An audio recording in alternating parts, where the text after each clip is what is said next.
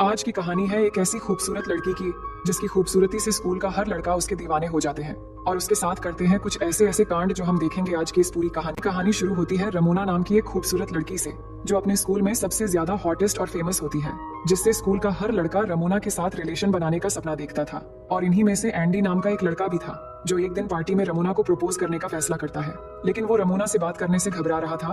तभी उसका एक दोस्त सिल्वी उसके पास आता है और उसे रमोना से बात करने के लिए कॉन्फिडेंस देता है और उसे पिलाकर रोमोना के साथ जाकर डांस करने के लिए कहता है। लेकिन एंडी जाकर रोमोना के साथ अजीब तरह से डांस करना शुरू कर देता है और इस तरह का डांस देखकर रमोना को एंडी थोड़ा इनोसेंट लगता है, इसलिए रमोना भी इसके साथ डांस करने लगती है। पर इसी बीच एंडी को टॉयलेट आ जाती है, जिसके बाद जब वो टॉयलेट में जाता है तो टॉयलेट की कंडीशन बहुत ही खराब होती है, इसलिए वो बिना कुछ किए ही बाहर आ जाता है। तभी दरवाजे पर रमोना होती है। एंडी को लगता है कहीं टॉयलेट गंदा देखकर रमोना को ना लगे कि ये सब उसने किया है, इसलिए वो उसे अपने साथ बाहर ले जाता है। तभी एक लड़का भागते हुए अंदर आ जाता है और टॉयलेट की हालत देखकर अपनी बाकी दोस्तों को बुलाकर एंडी का मजाक उड़ाने लगता है। इसके बाद एंडी अपनी मॉम के साथ घर में आ जाता है, लेकिन अगली शाम फिर से वो एक पार्टी में जाता है जहाँ रमोना भी थी और यहाँ रमोना की फ्रेंड्स उसे कहती है कि एंडी तुम्हें बहुत पसंद करता है और उसने अभी तक किसी के साथ रिलेशन भी नहीं बनाया है। ये सुनकर रमोना अपने दोस्तों से चैलेंज करती है कि देखना आज रात में एंडी के साथ ही बिताऊंगी। इसके बाद रमोना एंडी के पास जाकर डांस करने लगती है और फिर उसे ले जाकर एक रूम में चली जाती है, जहाँ जाकर रमोना कहती है कि मैं जानती हूँ तुम बहुत दिनों से इसी समय का इंतजार कर रहे थे। ये कहकर रमोना अपनी ड्रेस उतारती है और एंडी को अपनी तरफ बहकाने लगती है, पर एंडी कहता है कि मैं तुम्हारे साथ ऐसा नहीं करना चाहता, ये सब करने से पहले तुम्हारे साथ मैं अच्छा वक्त गुजारना चाहता हूँ, तुमसे प्यार करना चाहता हूँ। लेकिन रमोना ये रिजेक्शन सुनकर गुस्सा हो जाती है और ड्रेस पहनकर चली जाती है। अब अगली सुबह जब एंडी ये बात अपने दोस्तों से शेयर करता है तो सभी दोस्त उससे बहुत नाराज होते हैं और कहते हैं कि तुम्हें उस मौके को मिस नहीं करना चाहिए था, तुम्हें अब और चालाक होना पड़ेगा और रमोना को प्रपोज करने से पहले तुम्हें सिल्वी को रोकना होगा, क्योंकि वो आजकल रमोना के पीछे पड़ा है। जिसके बाद अगले दिन एंडी स्कूल आकर सिल्वी से बात करता है और कहता है कि तुम रमोना से दूर रहो, लेकिन सिल्वी बात नहीं मानता, जिससे दोनों में बहस शुरू हो जाती है। तभी रमोना भी वहाँ आती है और एंडी से उस रात का बदला लेने के लिए उसके सामने ही सिल्वी को किस करती है और उसका प्रपोजल एक्सेप्ट कर लेती है। इसके बाद अगले सीन में हम देखते हैं कि एंडी उसके मॉम के साथ समर वेकेशन के ट्रिप पर जाता है और वहाँ ठहरने के लिए एक होटल में जाते हैं, जहाँ पर एंडी एनोमोना नाम की एक खूबसूरत लड़की देखता है जो इस होटल की रिसेप्शनिस्ट होती है और ये लड़की एंडी को बहुत पसंद आती है। जिसके बाद वो यहाँ के बारटेंडर से एनोमोना के बारे में पूछता है, जिस पर वो कहता है कि उस लड़की के करीब भी मत जाना, वो एडल्ट वीडियो बनाती है। लेकिन फिर भी एंडी एनोमोना के पास जाकर उससे अजीब तरीके से बात करने लगता है, जो देखकर एनोमोना हंसने लगती है और एंडी से इम्प्रेस होकर रात को बीच पर चलने के लिए कहती है। इसके बाद ये दोनों बीच पर जाते हैं और वहाँ एंडी एनोमोना से बारटेंडर के बारे में पूछता है, जिस पर वो कहती है कि मैंने उसके प्रपोजल रिजेक्ट कर दिया था, इसलिए वो मेरे बारे में सबको उल्टा सीधा बोलता है।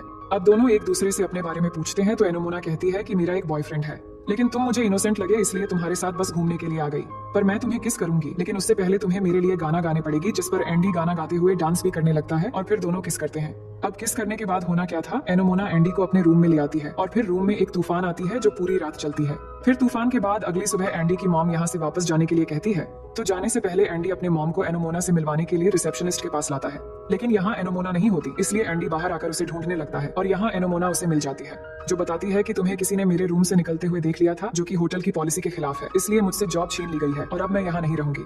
लेकिन एंडी एनोमोना को इस टाउन से ना जाने के लिए कहता है, पर एनोमोना नहीं मानती और कहती है कि मैं यहाँ से अपने बॉयफ्रेंड के साथ चली जाऊंगी। इसके बाद दोनों अपने अपने रास्ते चले जाते हैं। अब रास्ते में एंडी को रमोना मैसेज करके कहती है कि सिल्वी ने मुझे मारा है, तुम कहाँ पर हो, जल्दी आओ। इसके बाद वो जब रमोना के पास जाता है तो वो देखता है कि उसके चेहरे पर चोट के निशान है और ये चोट उसे सिल्वी ने पहुंचाई है।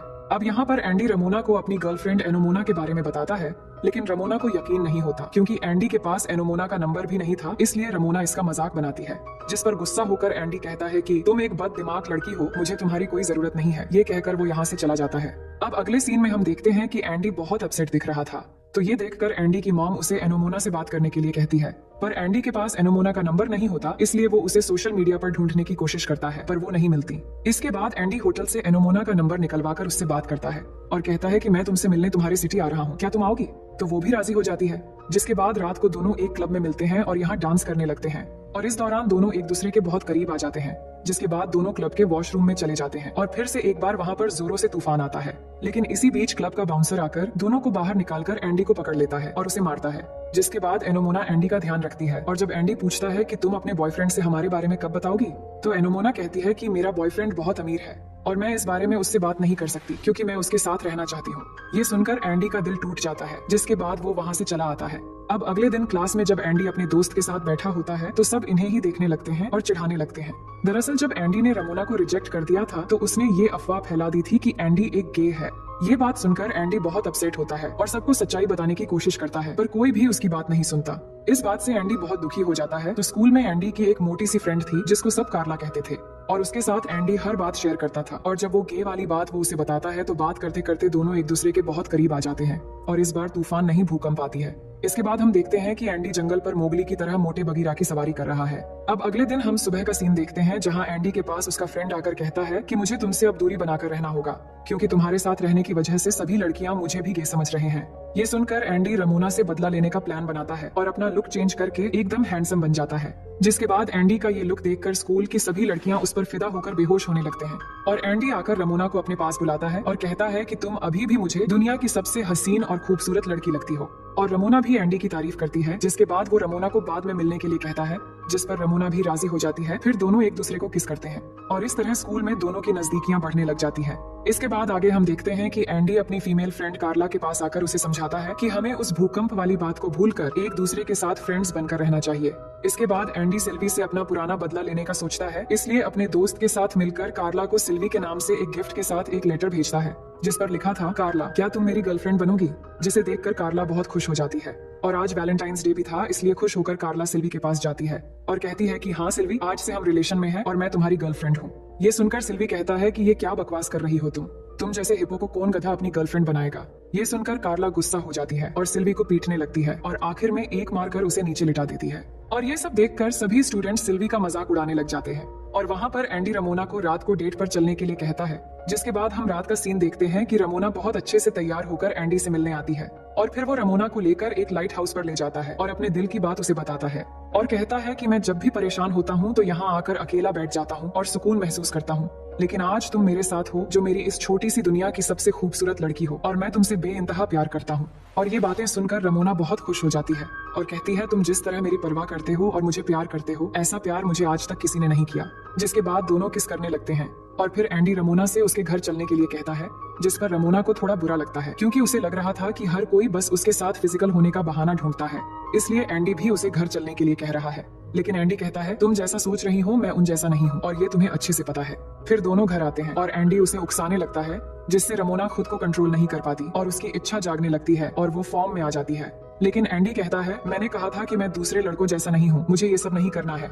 ये सुनकर रमोना गुस्सा होकर जबरदस्ती एंडी के साथ तूफान और भूकंप एक साथ लाती है। फिर इसके बाद दोनों के बीच सब कुछ अच्छा चलने लगता है और दोनों अच्छे से टाइम स्पेंड करने लगते हैं। फिर एक दिन जब एंडी रमोना के साथ होता है तो अचानक एनोमोना मैसेज करती है और एंडी को उसके फेवरेट फ्लावर्स लेकर 1 घंटे में मिलने के लिए कहती है क्योंकि वो एंडी के शहर में आ रही थी। ये देखकर एंडी घबरा जाता है और रमोना को एक जरूरी काम कहकर एनोमोना से मिलने चला जाता है।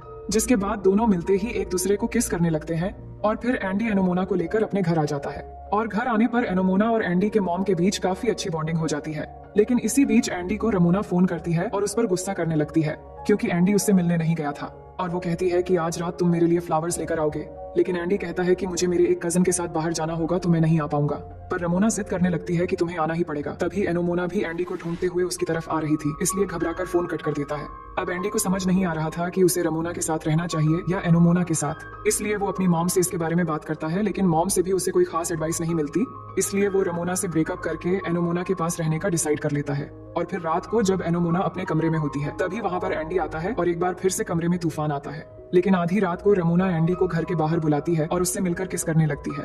लेकिन एंडी रमोना से कहता है कि ये सच है कि मैं तुम्हें काफी समय से लाइक करता हूँ, पर अब मैं तुम्हारे साथ रिलेशन में नहीं रह सकता क्योंकि तुम्हारे साथ मुझे वो खुशी नहीं मिलती जो मुझे असल में चाहिए।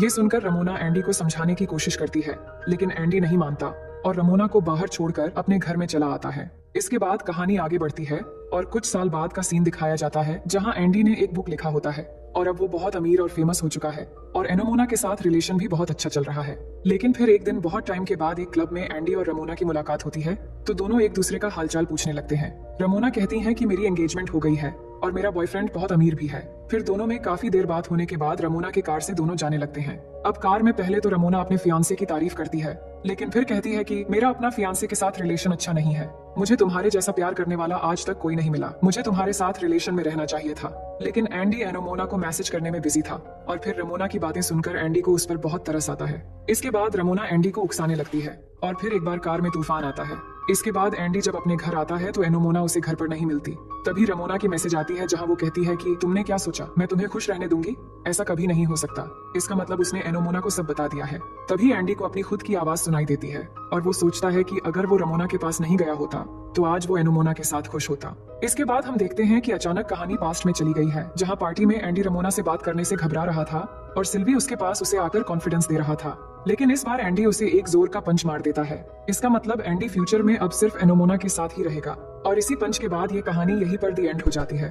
तो दोस्तों, कहानी पसंद आई तो वीडियो को लाइक कर देना और ऐसे ही मजेदार कहानी देखने के लिए चैनल को सब्सक्राइब कर लेना।